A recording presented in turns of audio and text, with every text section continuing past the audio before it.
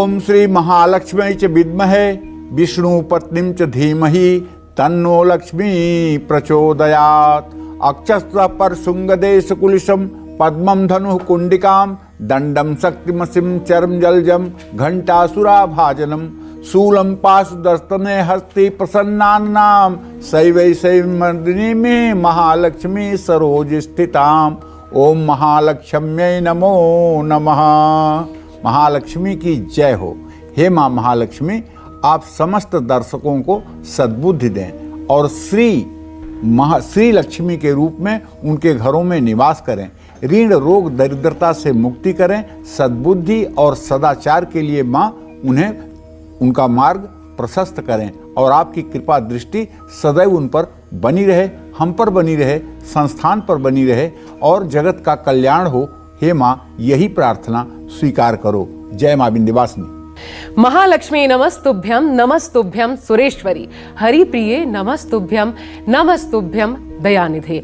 नमस्कार, बहुत स्वागत है आप सभी का। आप देख रहे हैं दीपावली स्पेशल कालचक्र। शुभ दीपावली।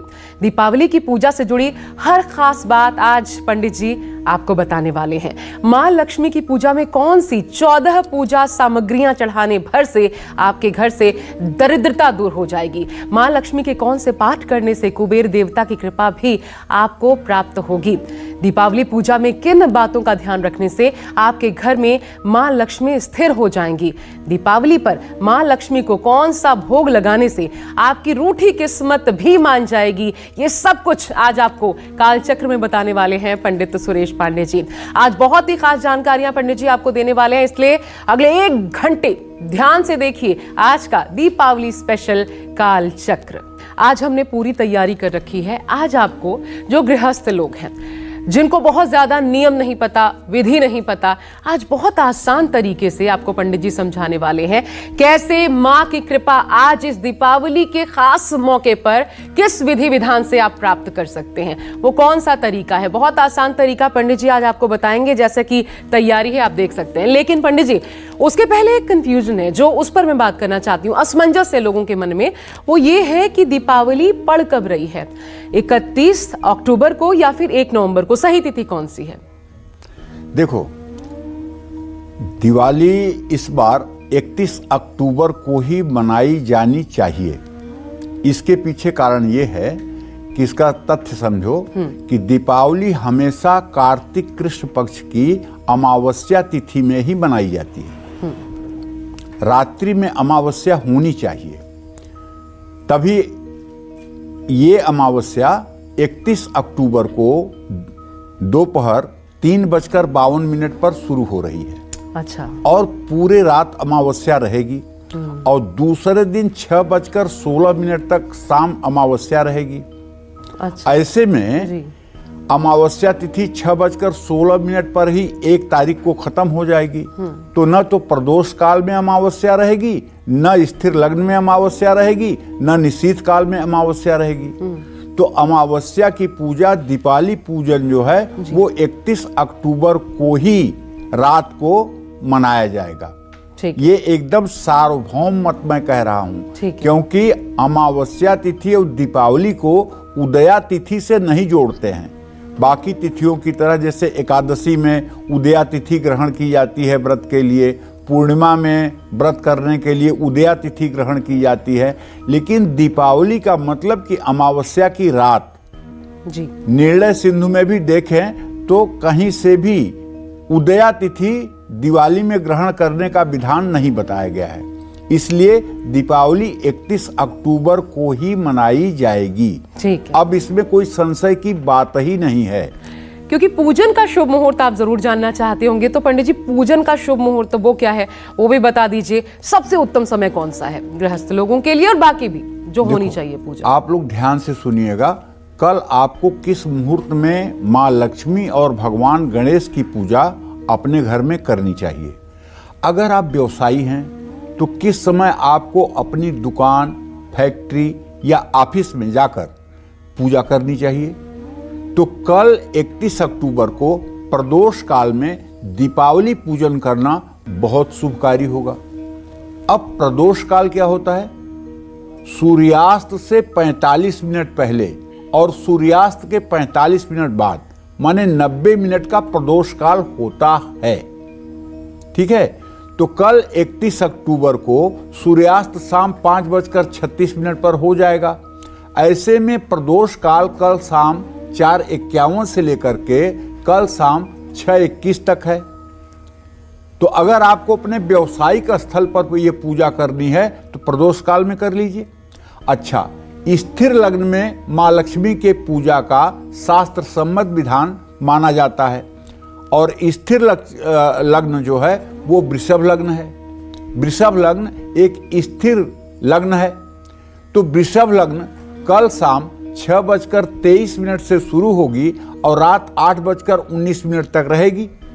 इसमें आप विधिवत दीपावली का महालक्ष्मी पूजन, गणेश पूजन, कुबेर पूजन, नवग्रह देवताओं का पूजन आयोजित कर सकते हैं। इससे आपकी मनोकामना पूरी होगी। जो लोग बड़े व्यवसायी हैं, जिन लोगों का बड़ा व्यवसाय है और सिंह लग्न में जो लोग पूजा करते हैं, सिंह लग्न भी एक स्थिर लग्न है, ये बात समझ लीजिए। उन लोगों को रात 12:56 से मध्य रात्रि 3:10 तक महालक्ष्मी की पूजा करनी चाहिए। जो लोग पूजा स्थिर लग्न में अर्थात वृषभ लग्न में सूर्यास्त के समय कर लेंगे, वो लोग भी अगर चाहें तो सिंह लग्न में निशीथ काल में आप महालक्ष्मी के किसी मंत्र को सिद्ध कर सकते हैं।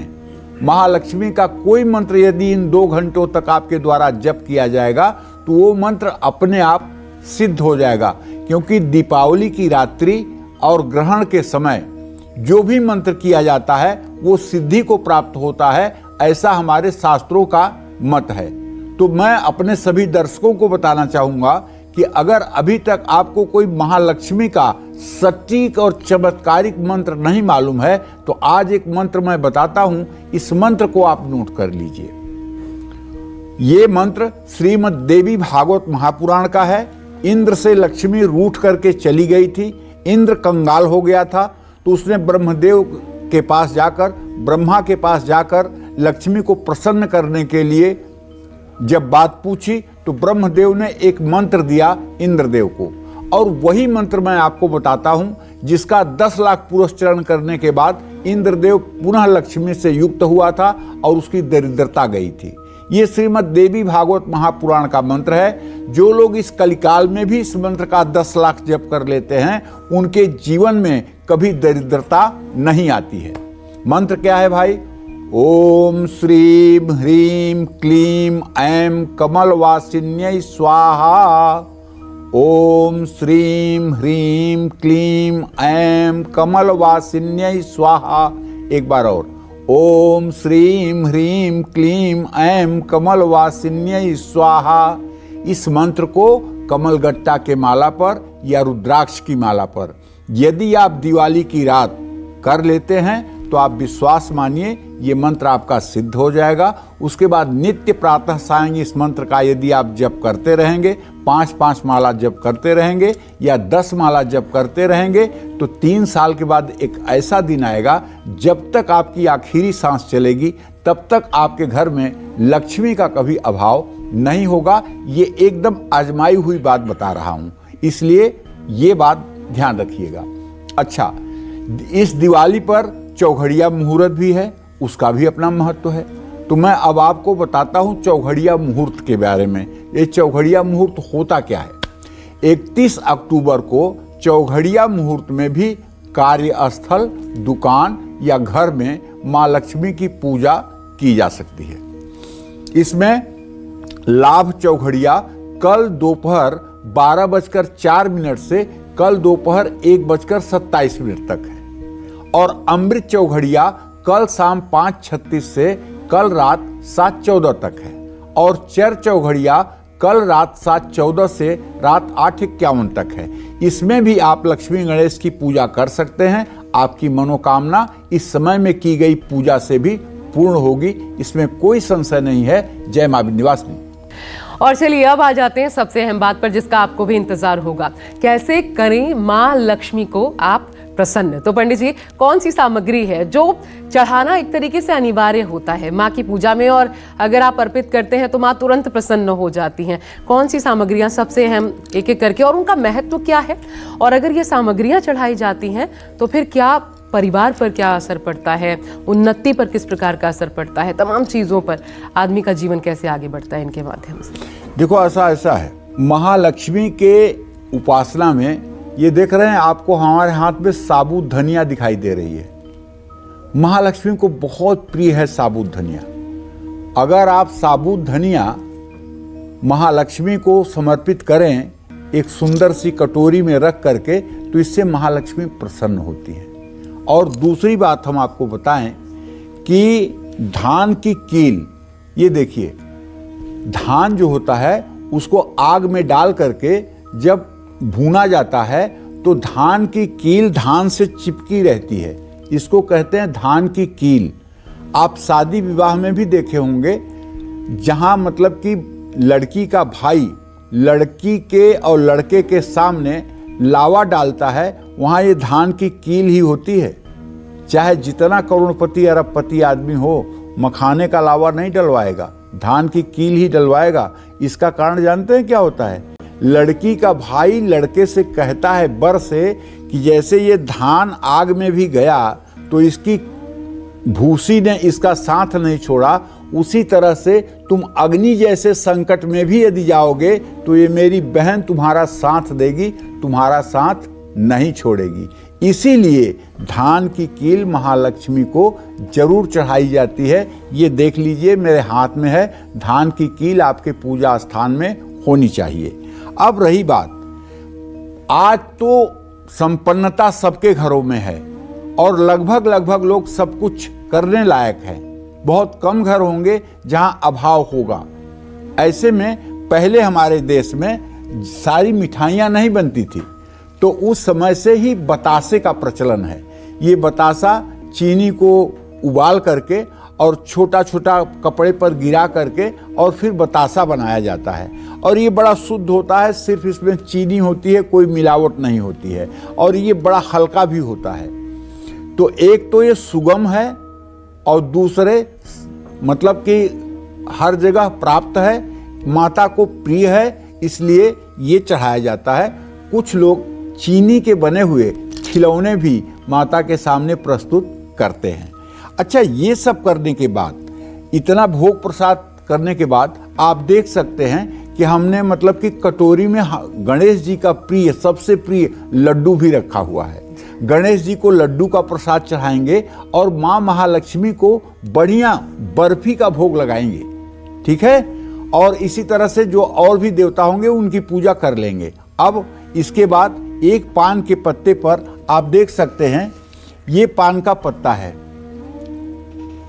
पान का पत्ता जो है ये महालक्ष्मी को बहुत प्रिय है। तो पान का पत्ता, इसमें आपको करना क्या है कि इस पान के पत्ते को ऐसे मोड़ करके बीड़ा बनाना है। देख रहे हैं ना, बीड़ा बन गया ना।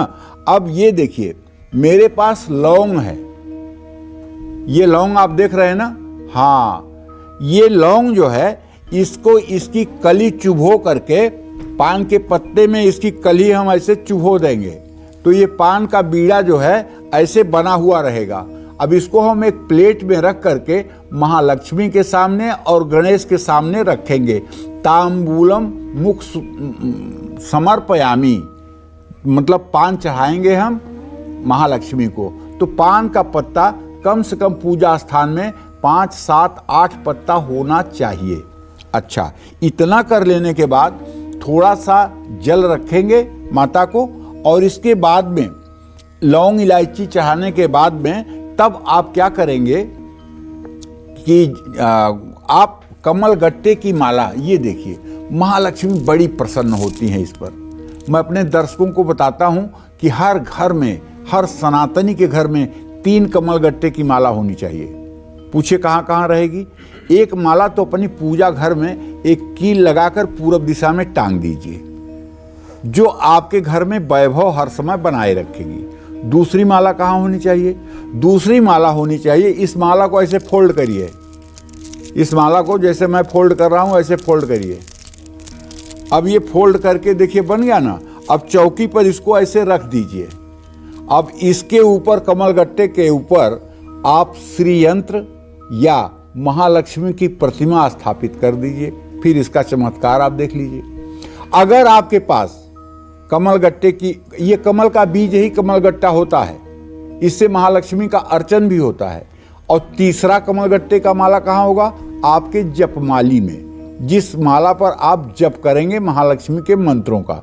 तो 3 कमलगट्टे की माला अगर आप दिवाली पर लाते हैं तो निश्चित रूप से आप एक बहुत बड़ा काम करने में सिर्फ दीपावली पर पंडित जी कमलगट्टे की माला का इस्तेमाल हो? हर समय होता है बेटा, लेकिन दीपावली पर जो किया गया इस्तेमाल है ये पूरे साल आपको इस्तेमाल करने की इजाजत देता है, जब तक ये माला खराब न हो जाए। मतलब जो जाप रेगुलर भी किया जाता है किसी भी दिन साल के? हाँ, लक्ष्मी के मंत्रों का जब कमलगट्टा के माला पर ही किया जाता है। बाकी सारे जब रुद्राक्ष की माला पर किए जा सकते हैं। भगवान श्री हरि के मंत्रों का जब तुलसी की माला पर किया जाता है, लेकिन माँ महालक्ष्मी और देवियों के मंत्रों का जब कमलगट्टे की माला पर होता है। अच्छा, मैंने आपको ये बताया कि आसन के लिए आप कमलगट्टे का प्रयोग कर सकते हैं, श्रीयंत्र रखने के लिए, महालक्ष्मी को स्थापित करने के लिए। लेकिन अब मैं इसको रखता हूं, अगर भगवान की कृपा से आपको कमल का फूल मिल गया है तो देखो इसकी पंखुड़ियों को ऐसे खोलिए, ठीक है, और खूब बढ़िया से श्रीयंत्र का जब आपने पूजा कर लिया या महालक्ष्मी की प्रतिमा का पूजा कर लिया और धातु की महालक्ष्मी है, तो एक कटोरी में या सिंहासन पर इस कमल के फूल की डंडी काट करके इसको रख दीजिए और इसी के ऊपर आप श्रीयंत्र या महालक्ष्मी की प्रतिमा को विराजमान कर दीजिए। फिर देखिए ना जीवन कैसे आनंदित हो जाता है, फिर देखिए आपके मन में कैसे आह्लाद होता है।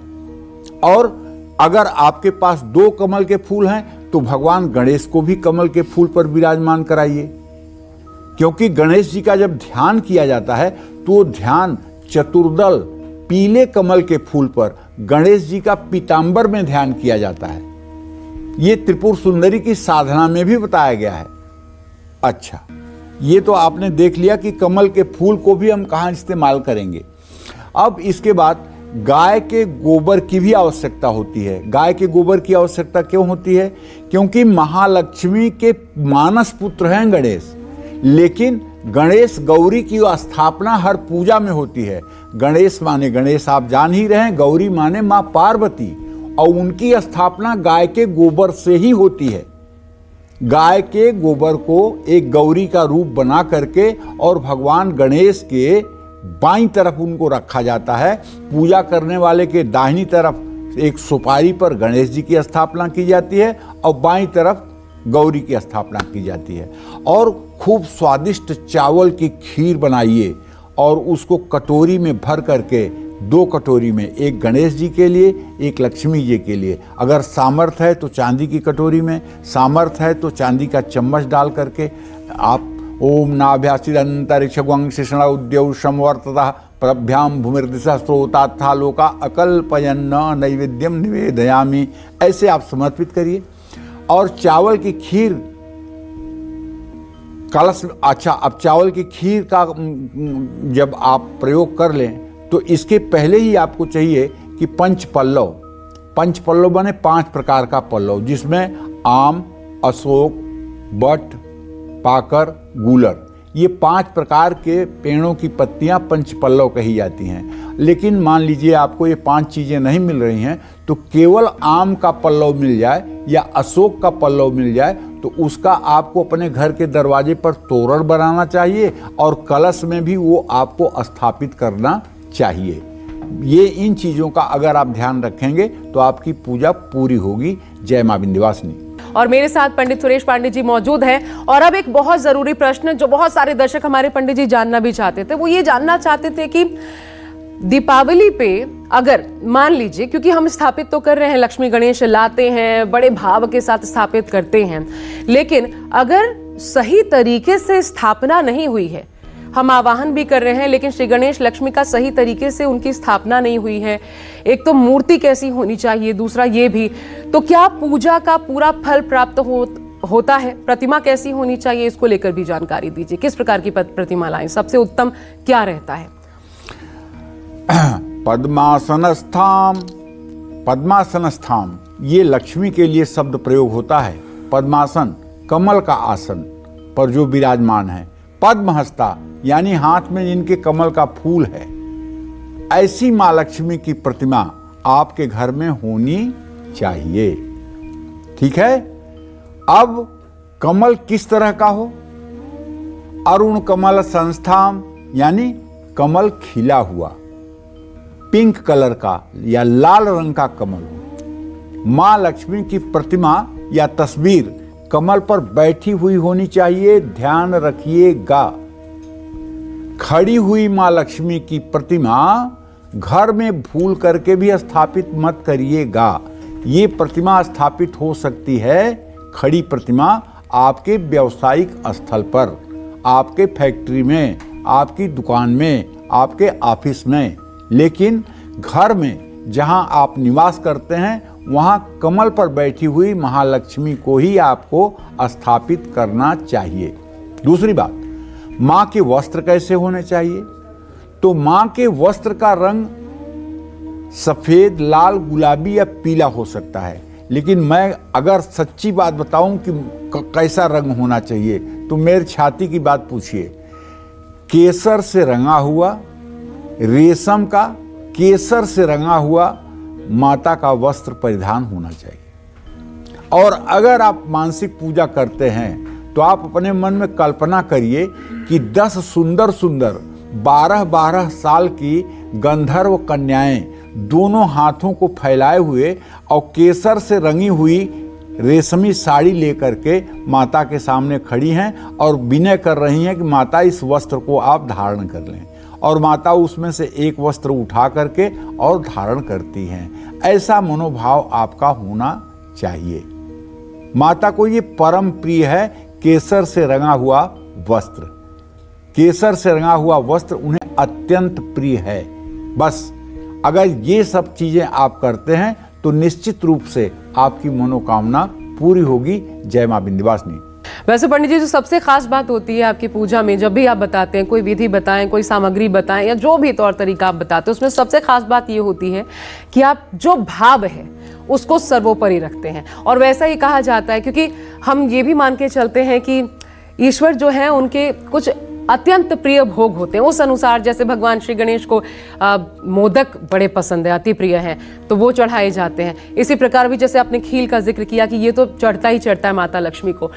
तो भोग किस प्रकार का होना चाहिए अगर आप भी चाहते हैं कि आपके मन में है कि सबसे जो उत्तम भोग हो माता को वो प्रसाद के रूप में चढ़ाएं, तो पंडित जी कौन सा भोग सर्वोत्तम होता है? दूसरी चीज, लेकिन अगर कुछ मनोकामनाएं हैं मन में, उस अनुसार भी, या फिर घर में रोग है, दुख है, किसी भी प्रकार की पीड़ा है, उस अनुसार भी कोई भोग चढ़ाया जा सकता है क्या उस उद्देश्य की पूर्ति हेतु? ऐसा होता है क्या? देखो, ऐसा है, उद्देश्य अगर है तो दीपावली की रात माँ लक्ष्मी को लौंग, इलायची, दूध, मावा और शक्कर का भोग लगाया जाता है। चांदी की कटोरी में साबूदाने या चावल की खीर बना करके भोग लगाया जाता है। माँ लक्ष्मी को श्रीफल कहते हैं, नारियल को, नारियल का भी भोग लगाया जाता है। माँ लक्ष्मी को नारियल का लड्डू, कच्चा नारियल, पानी वाला नारियल अर्पित करने से माँ लक्ष्मी की कृपा प्राप्त होती है। सिंघाड़ा, अनार, शरीफा या गन्ना भी माँ लक्ष्मी को आप भोग में प्रस्तुत कर सकते हैं। बतासे भी माँ लक्ष्मी को बहुत प्रिय हैं। माँ लक्ष्मी की पूजा में आप पान का उपयोग जरूर करें। आंवला, तुलसी, सुपारी, इलायची और कमलगट्टा ये भी माता लक्ष्मी को बहुत प्रिय है। हो सके तो इनको भी आप अर्पित करें। और एक बात ध्यान जान लीजिए, अगर आपको सामान्य सुख चाहिए तो आप दक्षिणावर्ती शंख में जल भरकर माता की प्रतिमा का या गणेश जी की प्रतिमा का अभिषेक, गणेश जी का अभिषेक पुरुष सूक्त को बोलकर, महालक्ष्मी का अभिषेक श्री सूक्त से बोलकर कर दीजिए। अगर आपको संतान चाहिए या संतान है उससे किसी तरह से आपको तकलीफ है, या संतान है वो अस्वस्थ है, तो आपको गाय के दूध से अभिषेक करना चाहिए, श्री सूक्तम के द्वारा लक्ष्मी का और पुरुष सूक्तम के द्वारा गणेश का। अगर आपको धन चाहिए तो गन्ने के रस से अभिषेक करिए। अगर रोग समाप्त करना है परिवार का तो शहद से अभिषेक करिए। अगर आपको चर्म रोग खत्म करना है तो दही से अभिषेक करिए। अगर आपको सुंदरता पानी है, यश कीर्ति बढ़ानी है, तो गाय के पिघले हुए घी से अभिषेक करके देख लीजिए। आपकी अगर दिवाली के दिन ये अभिषेक आप कर लेंगे तो आपकी मनोकामना पूरी हो जाएगी। और लक्ष्मी गणेश की उपासना करनी चाहिए। दीपावली की रात, क्या मतलब कि दीपावली की रात एक ऐसी रात होकर के आती है हम लोगों के लिए जिसमें हम अपनी सारी मनोकामना पूरी कर सकते हैं। और मैं तो कहता हूँ दीपावली की पूरी रात नहीं सोना चाहिए। पूरी रात महालक्ष्मी की कृपा के लिए हमें पूजा पाठ में तन्मय रहना चाहिए। जब ज़्यादा थकान या ज़्यादा नींद सताए तो चाय बनवा करके आधा कप पी लेना चाहिए, लेकिन डट करके रात में पूजा करना चाहिए। और माता से कहना चाहिए कि मैं आपका पुत्र हूँ, जैसे अपने पुत्र को रखा जाता है वैसे आप रख लीजिए, इससे ज़्यादा कुछ नहीं। मैं आपकी पुत्री हूँ और पुत्री के साथ इतनी देर कृपा करने में नहीं लगाया जाता है, तो बस मैं तो आपकी शरणागत हूँ, जैसे चाहिए वैसे रखिए। बस यही सब कहना चाहिए। जय मां विंध्यवासिनी। दीपावली पर अलग अलग उपायों का बड़ा महत्व होता है। ऐसे में अगर आप अपने घर से दरिद्रता को दूर भगाना चाहते हैं, अगर आप चाहते हैं संपन्नता मिले, तो तिजोरी में कौन सा खास चीज आप रख सकते हैं? बहुत अचूक सा उपाय है जो पंडित जी आपको बताने वाले हैं। पंडित जी, कौन सा उपाय है, क्या करें? उससे दीपावली पर तो बहुत सी चीज़ें होती हैं जो आपको अपने घर में रखने से फायदा मिलेगा, लेकिन कुछ चीज़ें ऐसी हैं जैसे दीपावली की रात माँ लक्ष्मी की पूजा में कमल का फूल स्थापित करके उसकी भी पूजा करनी चाहिए। पूजा के बाद एक लाल कपड़े में कमल का फूल बांध करके अपनी तिजोरी में रख लीजिए और कम से कम इसे 2-3 दिन तक पड़ा रहने दीजिए। इससे भी आपके यहाँ धन का संकट समाप्त होगा, इससे भी आपका जीवन खुशहाल होगा। जय मां विंध्यवासिनी। और अगर जीवन में धन से जुड़े संकट का किसी भी प्रकार से आप सामना कर रहे हैं तो इससे मुक्त होने के लिए दीपावली पर तिजोरी में क्या रखें, ये बड़ा अचूक उपाय है, पंडित जी आपको बताने वाले हैं। पंडित जी, क्या करें? देखिए, दीपावली की रात माँ लक्ष्मी और श्री गणेश का पूजन करते समय शंख की भी पूजा की जाती है, खास करके दक्षिणावर्ती शंख की। और अगर आपके पास दक्षिणावर्ती शंख है तो इसे लाल कपड़े में एक दक्षिणावर्ती शंख लपेटकर आप इसे अपने तिजोरी में रख सकते हैं, लेकिन एक आपके पूजा स्थान में भी होना चाहिए। ऐसा नहीं कि एक ही है तो आपने तिजोरी में रख दिया, 2 होंगे तब। और नहीं, अगर आपकी सामर्थ्य है तो आपको एक मोती शंख पूजा करके अगर दिवाली की रात तिजोरी में रख लिया जाए, फिर इसका कुछ अद्भुत चमत्कार है, कहने की बात नहीं है। मोती शंख थोड़ा दुष्प्राप्य है, मिलना इसका कठिन है, लेकिन मोती शंख अगर ओरिजिनल मिल जाए और ये दिवाली के दिन तिजोरी में रख लिया जाए तो वैभव की कभी कोई कमी नहीं होगी। जय मां विंध्यवासिनी। और क्या आप जानते हैं कि अगर किसी भी प्रकार से आपके काम में रुकावटें आ रही हैं तो दीपावली पर बहुत खास उपाय आप कर सकते हैं, वो बताएंगे आपको पंडित जी। पंडित जी, तिजोरी से जुड़ा कौन सा ऐसा उपाय है जो काम बना देगा? तिजोरी से जुड़ा एक सबसे बड़ा उपाय है कि आप महालक्ष्मी की चरण पादुका आप मतलब कि जो है अपने उसमें रख लीजिए तिजोरी में, और पीला त्रिकोण झंडा विष्णु मंदिर में चढ़ा दीजिए। माँ लक्ष्मी की पूजा के बाद केसर को गंगा जल में घोलकर उसके छींटे अपनी तिजोरी में दे दीजिए। चंदन का इत्र और एक चांदी का सिक्का अपनी तिजोरी में रख लीजिए। इन सब चीज़ों से भी आपकी आर्थिक स्थिति पर प्रभाव पड़ेगा। जय मां विंध्यवासिनी। माता लक्ष्मी अगर प्रसन्न नहीं है तो कारोबार में भी दिक्कत आएगी, उसमें भी नुकसान होगा, नौकरी भी ठीक से नहीं चल पाएगी, क्योंकि सब कुछ आपकी आय से जुड़ा हुआ है। ऐसे में दीपावली पर इससे भी जुड़ा खास उपाय आप आजमा सकते हैं। पंडित जी, तिजोरी से जुड़ा वो कौन सा उपाय है जो इसमें भी अचूक साबित होता है? देखो, तिजोरी के साथ साथ एक और उपाय बताना चाहूंगा आशा। आज सभी लोगों को ईमानदारी से अपने हृदय पर हाथ रख करके अपने घर से सारी ऐसी चीजें निकाल बाहर करना है जिसे आप भविष्य में प्रयोग नहीं करेंगे। वो चाहे टूटे हुए जूते चप्पल हों, चाहे बंद हुई घड़ियां हों, चाहे टूटे हुए बर्तन हों, और चाहे न यूज में आने वाले कपड़े हों, सब घर से निकाल करके एकदम निष्ठुरता के साथ उसको बाहर करिए और नेकी घर में ले जाके रख दीजिए। और दूसरी बात ध्यान रखिए कि माँ लक्ष्मी की कृपा पाने के लिए 11 नारियल आप लक्ष्मी मंदिर में चढ़ा सकते हैं। सफेद रेशमी कपड़े में कस्तूरी बांधकर अपने तिजोरी में रख सकते हैं। इन चीजों का भी लाभ आपको मिलेगा। जय मां विंध्यवासिनी। अच्छा पंडित जी, कुछ और खास बातें जो मैं जानना चाहती हूँ कि जब हम लक्ष्मी गणेश की पूजा करते हैं दीपावली की रात, तो उस दौरान हम सिर्फ उन्हीं की पूजा कर रहे होते हैं, तो सिर्फ लक्ष्मी गणेश की ही उपासना होनी चाहिए या फिर जो अन्य देवी देवता हैं उनका भी आवाहन हो जाता है उनकी उपासना से, जब आप उनको आवाहित करते हैं उसके माध्यम से, या कुछ गलतियां हम कर रहे होते हैं उस दौरान, उस पूजा के दौरान? क्या होना चाहिए, नियम क्या कहते हैं? देखो ऐसा है, जैसे मतलब कि शिवरात्रि पर जो मतलब शिवरात्रि के मुख्य देवता होते हैं वो भगवान शिव होते हैं। रामनवमी पर मुख्य देवता भगवान श्री राम होते हैं, ठीक है। उस नवरात्रों में मुख्य माता होती हैं। उसी तरह से दिवाली पर जो है लक्ष्मी और गणेश ये मुख्य देवता है। लेकिन इसका मतलब नहीं कि केवल आप लक्ष्मी गणेश की पूजा करेंगे। आपको अपने पूजा स्थान में एक मिट्टी के करवे में चावल भर करके उस पे एक सुपारी पर कलावा लपेट करके और एक गाय के गोबर की गौरी रख करके गणेश गौरी भी बनाना पड़ेगा।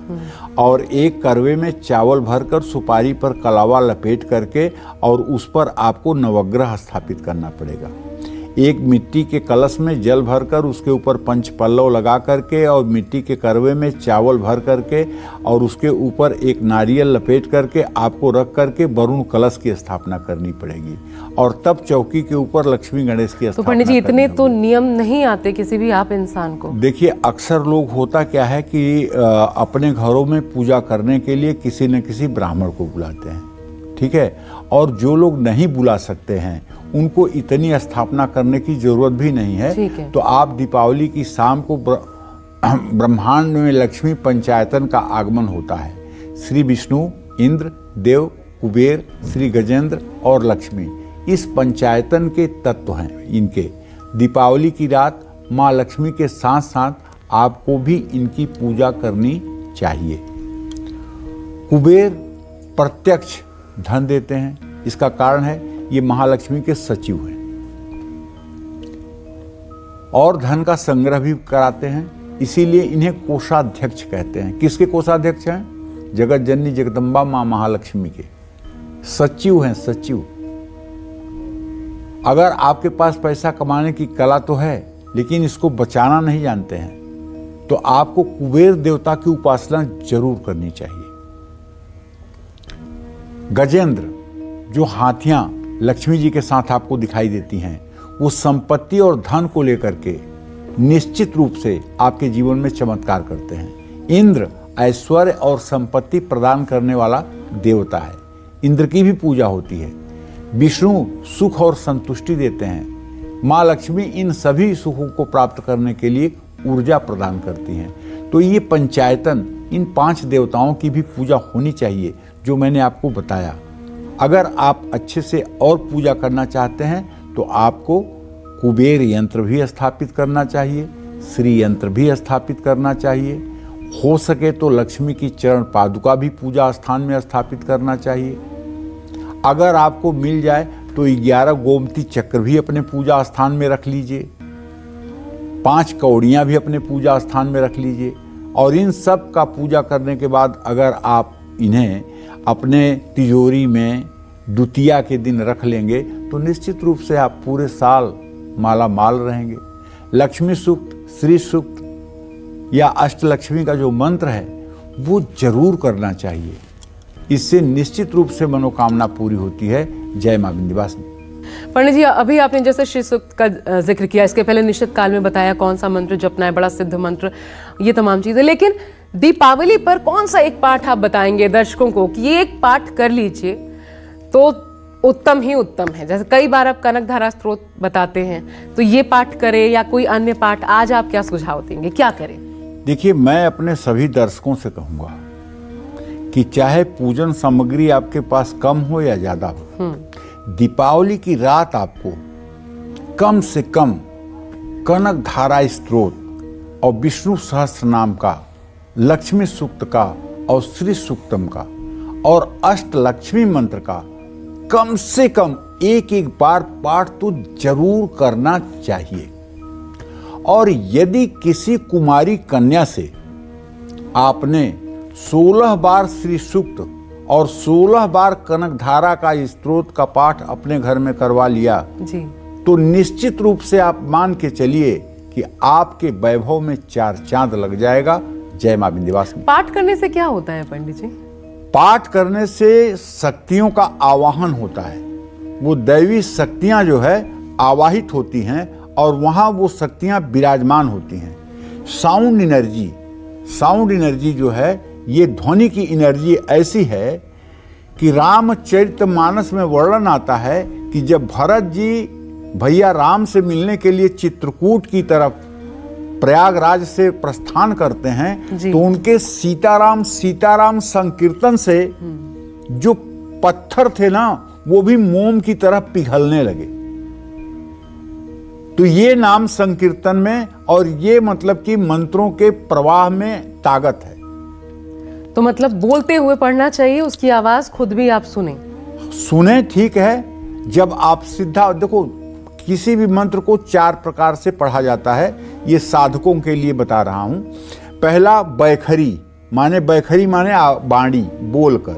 दूसरा मध्यमा, हम बोलें और धीरे से सुनाई पड़े। तीसरा पश्यति, मतलब हम बोले ना, कंठ के नीचे से मानसिक रूप से वो मंत्र चलता रहे, उसको कहते हैं पश्यति। और तीसरा परा मतलब जो सिद्धावस्था होती है व्यक्ति की, वो परावस्था है।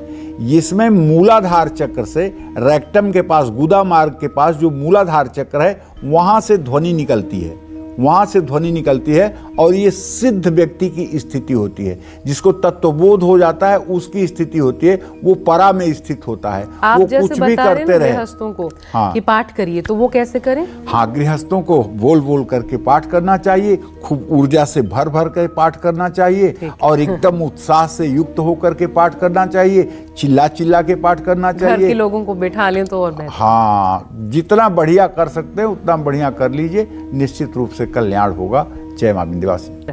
और अब क्योंकि माता लक्ष्मी को कैसे प्रसन्न करना है, ये तो पंडित जी आपको बता ही रहे हैं, उपाय भी बता रहे हैं। लेकिन पंडित जी, मैं आपसे ये जानना चाहती हूँ, आज घर से दरिद्रता को कैसे दूर भगाएं? अलक्ष्मी जो है, महालक्ष्मी को तो बुला लिया, लेकिन अलक्ष्मी उनको कैसे दूर करें आज घर से, कि बस अब तक थी, जानती हो अलक्ष्मी कौन है? जी, उनकी बहन है। उनकी बहन है जी। लक्ष्मी की बड़ी बहन जो है वो अलक्ष्मी है। हाँ। ठीक है।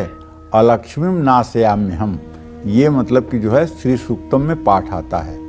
ठीक है। अच्छा। तो जब लक्ष्मी और अलक्ष्मी दोनों बहनों की विदाई होने लगी, लक्ष्मी की विदाई श्री विष्णु के साथ और अलक्ष्मी की विदाई वासुदेव के साथ। अच्छा। ठीक है। तो लक्ष्मी, तो वासुदेव के साथ विदाई हुई तो वो कौन, देवकी हुई? नहीं, फिर वासुदेव वो तो वसुदेव थे।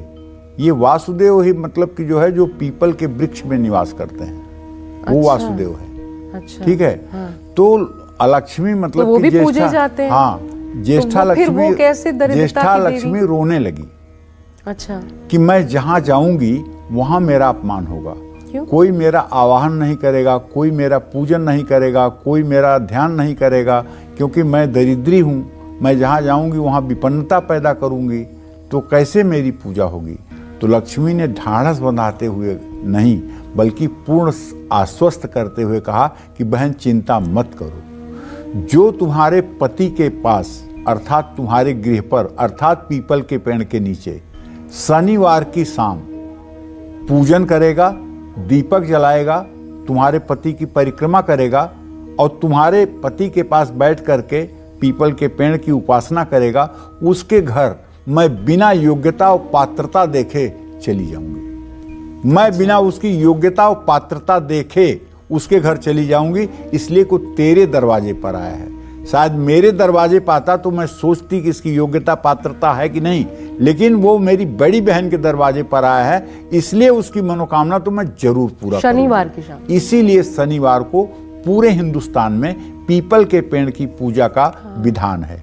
पीपल के पेड़ के नीचे तेल का दिया जलाना, पीपल की परिक्रमा करना, पीपल में कच्चे सूत लपेटना, पीपल की मान्यता अपने हृदय में ज्यादा रखना, ये सब चीज जो है वो अलक्ष्मी को दूर करना और लक्ष्मी की प्राप्ति कराने में सहायक होता है। जी। दीपावली की रात लक्ष्मी का आवाहन कैसे करें ये तो सभी बताते हैं, लेकिन अलक्ष्मी यानी दरिद्रता को कैसे घर से निकालें ये भी जो है जानने का विषय है। जिस प्रकार लक्ष्मी की प्राप्ति के लिए प्रयास किए जाते हैं, उसी प्रकार दरिद्रता यानी अलक्ष्मी का भी समन करने के लिए प्रयास होता है। इसके लिए दीपावली पर एक नई झाड़ू आपको घर खरीद के लाना चाहिए, इसे लक्ष्मी कहते हैं। मध्य रात्रि में उस झाड़ू से घर को साफ करना चाहिए। मध्य रात्रि में रज और तम ये बढ़ा रहता है। कचरा रज और तम प्रधान होने के कारण वातावरण में मौजूद रज तम को अपनी ओर आकर्षित करता है। कूड़ा कचरा एक बर्तन में इकट्ठा करके बाहर फेंक दें, इसे अलक्ष्मी यानी दरिद्रता को घर से बाहर निकालना कहते हैं। जब हम लोग छोटे छोटे बच्चे थे ना आशा, तो उस समय मतलब कि दिवाली की रात में लगभग 4 से 5 बजे भोर में घर की मतलब कि महिलाएं, एक ही महिलाएं का मतलब यहाँ बहुवचन में नहीं है, घर अन्य घरों की महिलाएं भी एक सूप ले लेती थी। सूप समझती हो ना? फटकते हैं जिसमें। तो वो सूप लोहे वाला सूप नहीं, वो मांस वाला सूप, तो सूप ले करके एक डंडे से उस पे बजाती थी और कहती थी ईश्वर बैठे दरिद्र भागे, ईश्वर बैठे दरिद्र भागे, ईश्वर बैठे दरिद्र भागे। मतलब घर के कोने कोने में सूप बजाती थी। कोई ऐसा स्थान नहीं बचता था जहां ना बजाती हूँ। और फिर उसको ले जा करके गांव मतलब कि बस्ती से दक्षिण दिशा में उस सूप को कहीं एकांत स्थान पर फेंक करके चली आती थी। पहले दरिद्र निस्सारणम, दरिद्र को निकालने का एक तरीका हमारे बचपन से जो मैंने देखा है वो ये है। ठीक है, अब नहीं होता ये जी। अब नहीं होता है, गाँव में होता है, गाँव में तो अभी भी होता है, गांव में अभी भी होता है। और गांव में एक और मिथक था, पहले एक बीमारी होती थी पुरुषों में, ज्यादा लड़कियों में भी होती, सेहुआ। ये सेहुआ ऐसी बीमारी होती थी कि त्वचा कहीं कहीं जो है हल्की सी सफेद जैसी हो जाती थी। किसी के सीने पर, किसी के हाथ में, किसी के पेट पर। तो इसके बारे में मान्यता थी कि अगर जो सूप महिलाएं लेकर जाती हैं, वो सूप ले करके अगर आप जला करके उससे अपना हाथ सेक लीजिए तो वो ठीक हो जाएगा।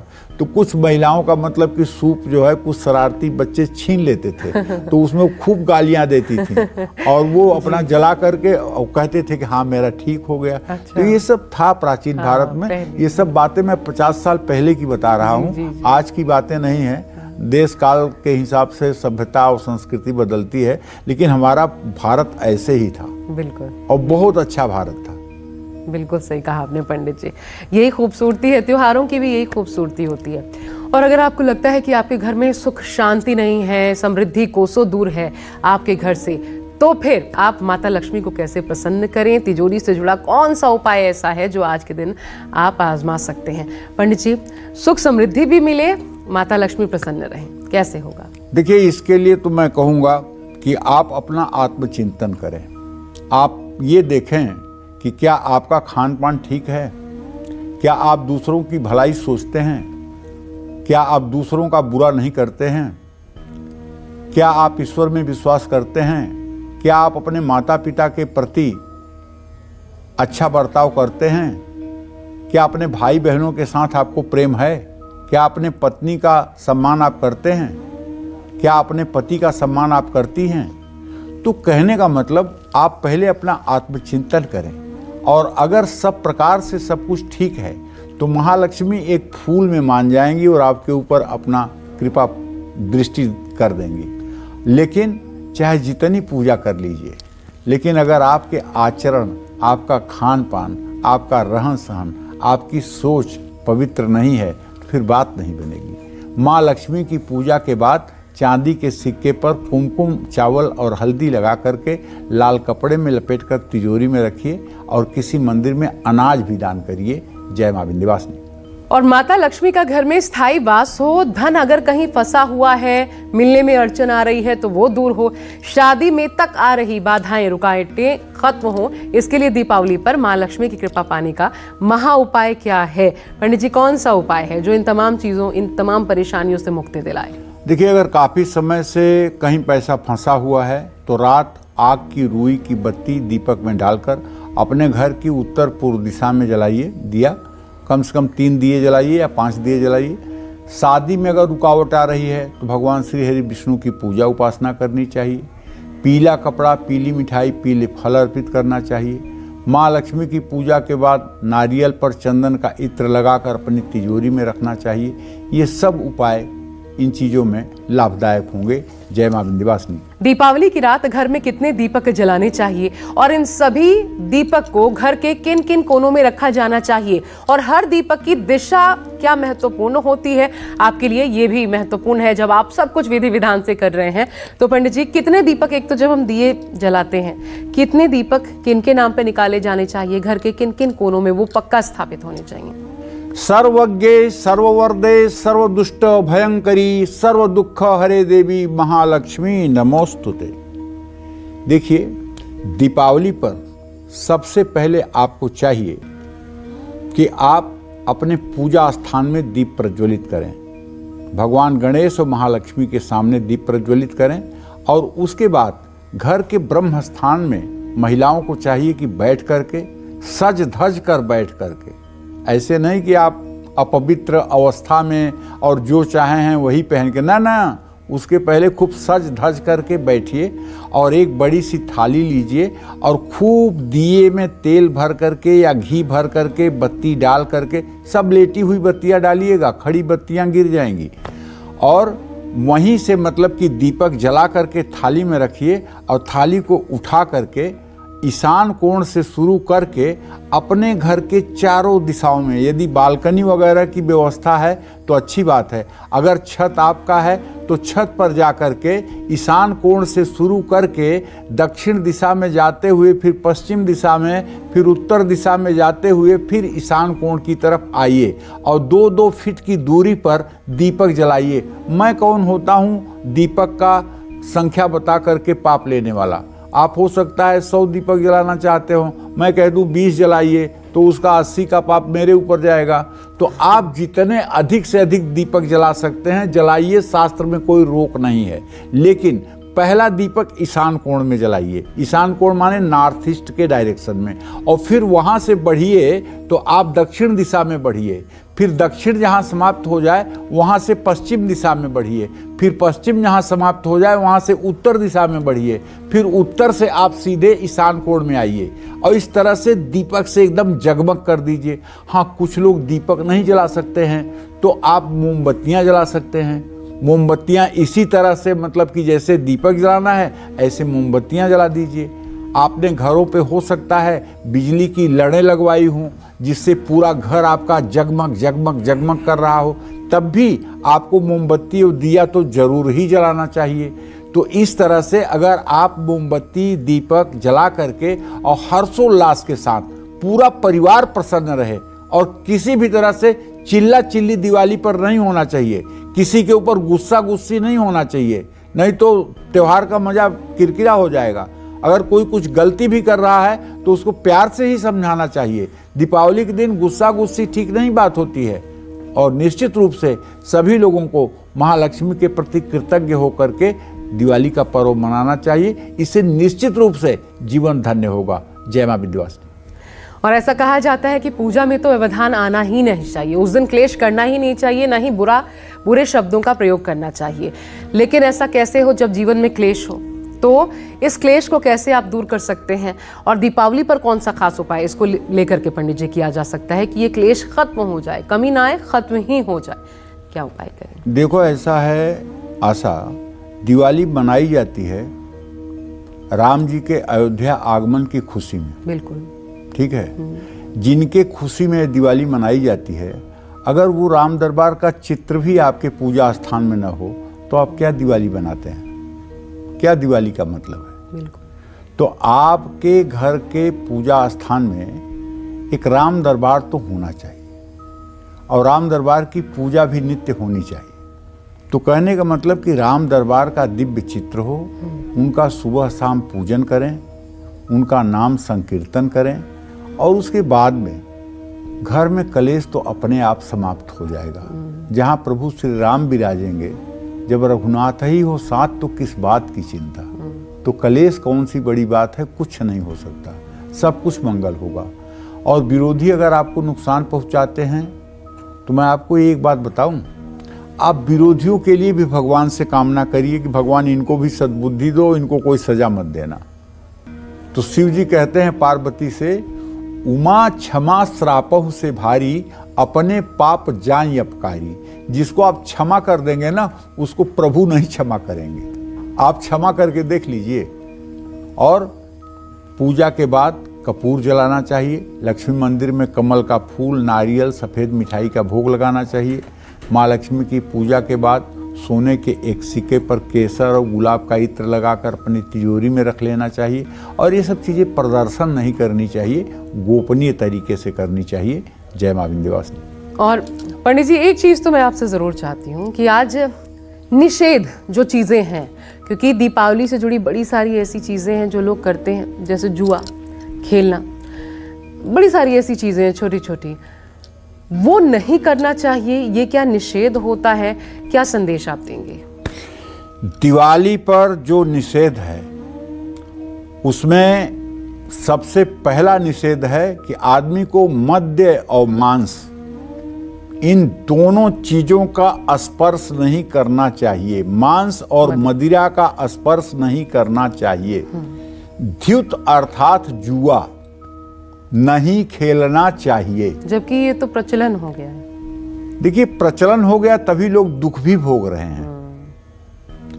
धर्मराज युधिष्ठिर को भी देखकर अगर लोगों का ज्ञान नहीं खुल रहा है कि अगर धर्मराज जुए में हार जाते हैं तो क्या होता है, तो हम तो मनुष्य हैं। बिल्कुल ठीक है। और तीसरी बात, दीपावली पर गर्भधारण की प्रक्रिया कभी नहीं संपन्न करनी चाहिए, नहीं तो इससे विकलांग बच्चे पैदा होते हैं। अमावस्या एकदम पूरी गारंटी है। इसलिए इस दिन पूरी शुचिता और पवित्रता के साथ ही जीवन जीना चाहिए। और दूसरी बात, दीपावली के दिन काले नीले कपड़े पहन करके पूजा नहीं करना चाहिए। और तीसरी बात, किसी महिला को अशुभ शब्दों से संबोधित नहीं करना चाहिए। ये चौथी बात, क्योंकि आप पत्थर की लक्ष्मी को पूज रहे हैं और साक्षात लक्ष्मी का अगर आप अनादर कर देंगे तो गेट पर ही महालक्ष्मी जब ये देख लेंगी, करें यहाँ तो प्रत्यक्ष वाली ही मारी जा रही है, तो मेरी कौन सी पूजा होगी, निकल के वो दूसरे के घर चली जाएंगी। तो इसलिए इन सब चीजों का अगर आप ध्यान रखेंगे तो महालक्ष्मी आपके यहाँ निश्चित रूप से अस्थायी वास करेंगी। और एक दीप घर के मन मंदिर में भी प्रज्वलित कीजिए, ताकि अपने रोशन विचारों से दुनिया को जगमग कर पाएं। इसी उम्मीद के साथ हम उम्मीद करते हैं कि आपको कालचक्र का आज का ये एपिसोड जरूर पसंद आया होगा। कल फिर ढेरों उपाय लेकर पंडित जी के साथ हम उपस्थित होंगे। तब तक कालचक्र की पूरी टीम को आज्ञा दीजिए, लेकिन उससे पहले पंडित जी बहुत बहुत धन्यवाद आपका, और आपका आशीर्वाद भी मैं तमाम दर्शकों के लिए चाहती हूँ। दिल खोल कर दे दीजिए। माँ विंध्यवासिनी हमारे सभी दर्शकों के, पूरे भारतवर्ष के लोगों के, पूरे विश्व के लोगों के लिए कल्याण करें और सब पूरे विश्व में अमन चैन का माहौल रहे, ये माता विंध्यवासिनी से मैं साष्टांग प्रणाम करके निवेदन करता हूँ। जी, बहुत बहुत धन्यवाद आपका पंडित जी, और आप सभी को दीपावली की बहुत सारी शुभकामनाएं। कालचक्र की पूरी टीम को आज्ञा दीजिए।